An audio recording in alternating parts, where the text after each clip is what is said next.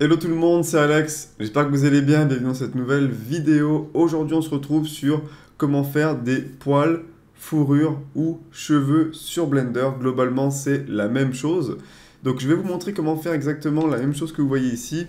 Alors on va peut-être pas reprendre les motifs d'animaux, mais je vous expliquerai comment faire si vous le souhaitez. Le but ça va être de faire une sphère de cheveux, de poils, et on va voir comment on fait pour faire ça. Et surtout, on va voir un autre mode que j'ai jamais vraiment présenté sur la chaîne, c'est le Particle Edit. Et dans ce mode, on va pouvoir en fait peigner nos objets, faire pousser les cheveux à des endroits, les couper à d'autres endroits. Donc voilà, le but c'est une petite introduction aux particules de type R sur Blender.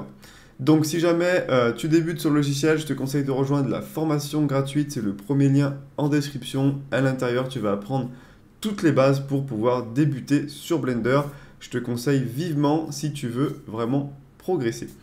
Donc on va commencer tout de suite. Ce que je vais faire, c'est qu'on va créer un nouveau projet. Donc on va prendre tout ce qu'on a sur notre scène et on va y supprimer. On va faire Shift plus A et on va ajouter une UV Sphere. Cette UV Sphere, on va faire un clic droit, Shade Smooth pour enlever toute cette petite face. Pas besoin de faire de subdivision surface, juste ça, ça va suffire.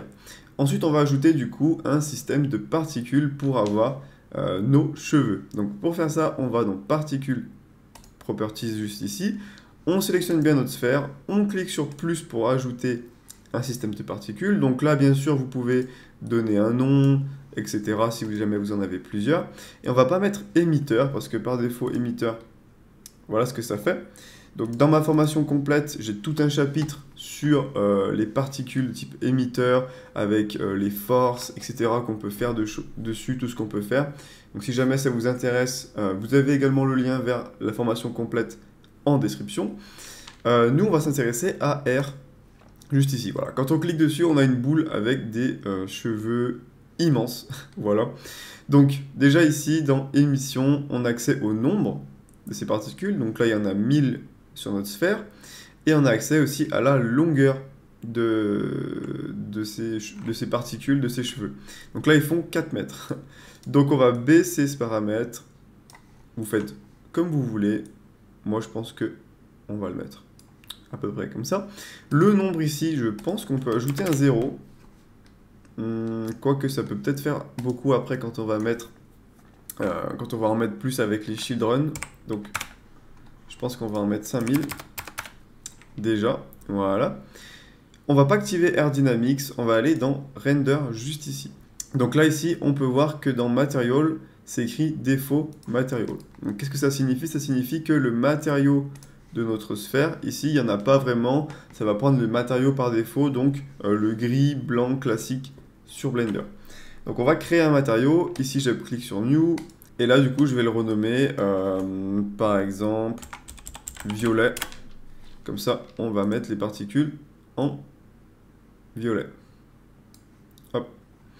Donc là, si je retourne dans mon système de particules, on peut voir que le matériau, ici, du coup, s'appelle bien violet. Si jamais vous voulez créer une fourrure de tigre, une fourrure de léopard, ou ce que vous voulez, vous avez juste à télécharger une texture de tigre ou de léopard et de l'appliquer, en fait, sur la sphère et de bien vérifier ici que dans Material, ça prend le bon matériau avec cette texture et vous aurez les motifs automatiquement. Si jamais vous n'y arrivez pas, je vous conseille de regarder ma vidéo sur comment faire de l'herbe rapidement sur Blender, c'est exactement la même technique. Donc une fois que vous avez fait ça, on va descendre un petit peu plus bas, on va aller dans Children et là on va cliquer sur Interpolated.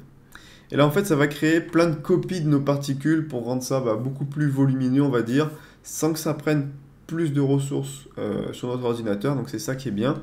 Et si je me mets en mode rendu, donc on va quand même ajouter un petit sun, voilà, pour éclairer notre scène. Hop, hop. Sinon on va pas voir grand chose. Voilà un petit peu pour ces particules. Comme on est sur Eevee, on va également activer Ambient Occlusion, Screen Space Reflection, voilà. Et là, on peut choisir combien on veut en afficher et combien on en veut pour le rendu. Donc là, si je mets 20, on va en avoir beaucoup plus, comme vous pouvez le constater. Donc là, pareil, on a accès à la longueur, qu'on va pouvoir réduire. Hop. Un paramètre important, ça va être clumping juste ici. Donc clump, en français, ça veut dire touffe. Je ne sais pas exactement ce que ça fait précisément, mais si on augmente le paramètre, eh ben, ça crée voilà, comme des petites touffes à des endroits. Et entre deux touffes, ça va faire comme des petits creux. Donc c'est un paramètre qui est plutôt sympa si vous voulez faire des petites modifs, changer un peu l'aspect de vos poils, de vos cheveux, etc. Donc on va en mettre un petit peu par exemple. Hop. Et dans Roughness ici, Endpoint, si on l'augmente, ça va faire comme si ça frisait un petit peu les cheveux. Comme on peut le voir quand on se rapproche, voilà, ça part un petit peu dans tous les sens, etc. Donc ça peut être un paramètre sympa, ça dépend vraiment de ce que vous voulez faire. Moi je pense on va l'augmenter, c'est plutôt sympa. Hop, voilà. Donc voilà pour ça, maintenant je vous propose qu'on regarde comment on fait pour peigner, ajouter des cheveux ou couper des cheveux. On sélectionne la sphère et quand on clique sur Object Mode ici, ben on a un nouveau mode, comme on a un système de particules qui s'appelle Particules Edit avec un peigne. Donc là, on a plusieurs outils à gauche. Si jamais vous n'avez pas ce menu, vous pouvez appuyer sur T pour le faire afficher. Donc si on prend celui-là, ça va vraiment être pour peigner nos cheveux, comme on peut le voir ici. Donc en haut à gauche ici, vous pouvez choisir la taille du cercle du pinceau en fait. Hop, donc hop, on peut peigner nos cheveux comme ça, donc c'est vraiment ouf en vrai. Tout ce qu'on peut faire sur Blender, c'est vraiment ouf. Donc comme vous pouvez le voir, hop, on peut peigner nos cheveux. On peut choisir aussi la force de l'effet, si on veut à peine les peigner. Donc là, il faudra passer plusieurs fois si on veut que la force de cet effet soit au max, par exemple. On peut changer ça juste ici. Ensuite ici, Add, ça va être pour ajouter des particules, ajouter des cheveux. Donc comme vous pouvez le voir, hop, on en a ajouté ici. Là, ça va être pour changer la longueur, pour ajouter de la longueur.